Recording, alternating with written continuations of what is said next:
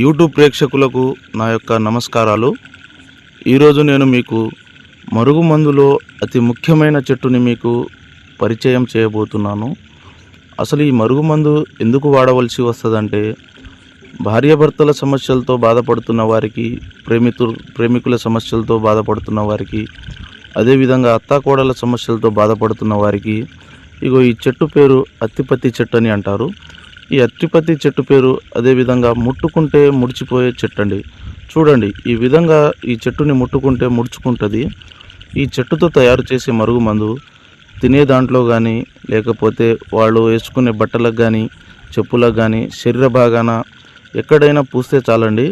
ఈ చెట్టు ఎలా అంటుకుంటుందో మనిషి కూడా అదేవిధంగా మనిషికి అంటుకొని పోతారండి. ఇది చాలా శక్తివంతమైన మరుగుమందు.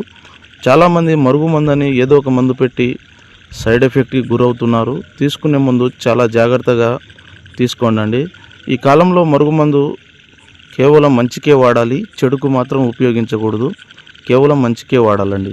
ఈ మరుగుమందు పెట్టడానికి అవకాశం లేని ఎడల దూరం ఉన్న వ్యక్తిని కేవలం 7 రోజుల్లో ఫోటో వశీకరణం చేసి, అఘోర వశీకరణం ద్వారా వాళ్ళు ఎంతటి మొండివారినైనా మన వైపు వశపరుచుకోవచ్చు. ఈ మందు తీసుకునే ముందు చాలా జాగ్రత్తగా తీసుకోండి. సర్వే జన సుఖినో భవంతు.